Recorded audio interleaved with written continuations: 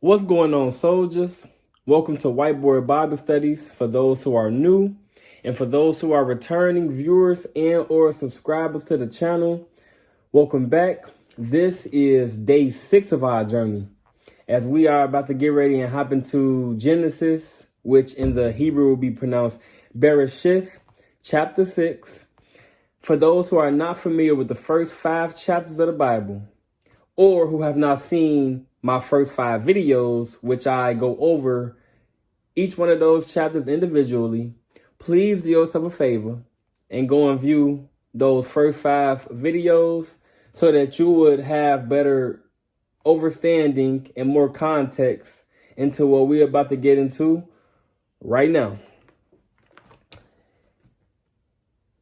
And it came to pass, when men began to multiply on the face of the earth, and daughters were born unto them, that the sons of Elohiym saw the daughters of men, that they were fair, and they took them women of all which they chose.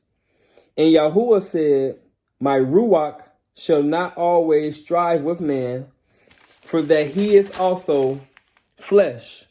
Yet his days shall be 120 years. For those who do not know what the word Ruach means, I do have this Hebrew to English chart. And as you can see, the word Ruach means spirit. All right. Verse 4. There were Nephilim in the earth in those days, who also gathered afterward, when the sons of Elohim came in unto the daughters of Adam, and they bore children unto them, who were warriors and tyrants from time out of mind, mortal men of renown. So the word Nephilim actually translates to Nephilim in English. And for those who don't know what Nephilim means, that is defined as the offspring of the fallen angels. All right. Verse 5. And Yahuah saw that the wickedness of man was great in the earth, and that every imagination of the thoughts of his heart was only evil continually. And Yahuah repented that he had made man on the earth, and it grieved him at his heart. And Yahuah said, I will destroy man, whom I have created from the face of the earth, both man and beast, and the creeping thing, and the fowls of the air, for I repent that I have made them. But Noach found grace in the eyes of Yahuah. So Noach, and we actually spoke about him briefly in the last chapter, in the last video as well. So that's why I said do yourself a favor, go watch the last videos so that you'll have a better understanding of this one. But Noach is translated to Noah in the English translation. All right.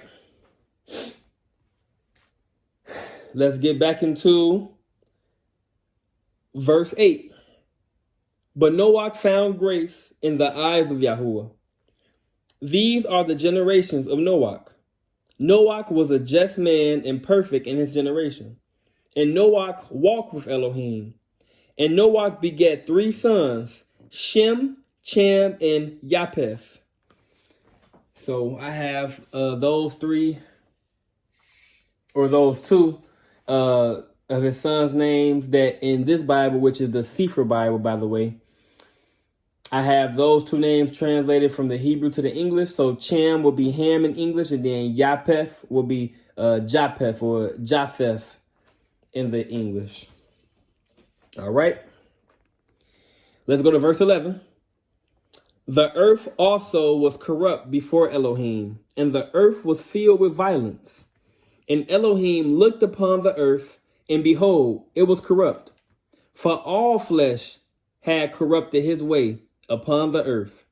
And Elohim said unto Noach, the end of all flesh is come before me, for the earth is filled with violence through them, and behold, I will destroy them with the earth. Make you an ark of gopher wood Rooms shall you make in the ark, and shall pitch it within and without with pitch. So for those who don't know what the word pitch means, the word pitch I have defined right here, and that is a waterproof type glue substance. All right. So basically, it was saying that he wanted him to make the rooms, with that type of glue inside and out. All right. Verse 15. And this is the fashion which you shall make of it, or make it of. The length of the ark shall be 300 cubits, the breadth or width of it 50 cubits, and the height of it 30 cubits. Now, a cubit, for those who are not familiar with it, was a ancient term, an ancient, what would I call it? Yeah, it's an ancient unit of measurement that was basically the length of a forearm. I'm guessing of like the average man. It was like the average man's forearm length, which is about 18 inches. So when you hear cubit, they're just saying 18 inches. And also, I do have the dimensions of the ark, as well as, other instructions of this ark right here in this chart, just so you can know. And then I also drew a depiction of the ark as well, right in this area.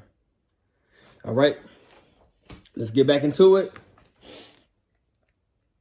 So we will go back to verse 16. A window shall you make to the ark, and in a cubit shall you finish it above. And the door of the ark shall you set in the side thereof. With lower, second, and third stories shall you make it. And behold, I, even I, do bring a flood of waters upon the earth, to destroy all flesh, wherein is the breath of life from under heaven, and everything that is in the earth shall die. But with you will I establish my covenant, and you shall come into the ark, you and your sons and your women and your sons' women with you. And of every living thing of all flesh, 2 of every sort shall you bring into the ark, to keep them alive with you. They shall be male and female, of fowls after their kind, and of cattle after their kind, of every creeping thing of the earth after his kind. 2 of every sort shall come unto you, to keep them alive. And take unto you of all food that is eaten, and you shall gather it to you. And this shall be for food for you and for them. Thus did Noach, according to all that Elohiym commanded him, so did he. All right, so that is the completion of chapter 6. This was a very interesting story for me, because there was a point where, and I have it actually right here, where it says Yahuah regretted creating man due to him. This is just me summarizing the verse. Due to him seeing that the wickedness of man was great, and every thought of man's heart and imagination was only evil continually. So that stood out to me a lot, because I always used to hear that, God never made a mistake. And based off of just reading this, and obviously reading it in the text in the Bible itself, it seems to me that his only mistake or his only regret was actually making us, right? Making man on this earth. And that was just something that, once I read this, jumped out to me immediately, because I'm like, wait, Yahuah, right? Our Elohiym regretted making us. That sounds like, like a mistake. You know what I'm saying? Like it was a mistake. And not to say that,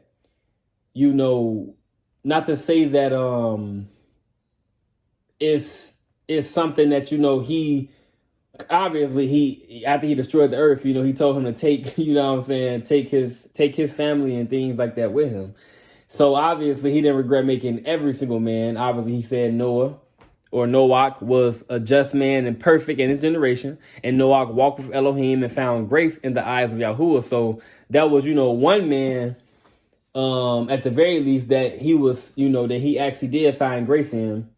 But just in general, it seems that Yahuah made one mistake. And that mistake was actually making men. Due to our wickedness being so great in the thoughts of our hearts and imagination being evil. So that was something that really jumped out to me out of this chapter. But please, in the comment section, tell me anything that jumps out to you after reading this chapter. Anything that you have taken away from this. Any questions that you have about this chapter.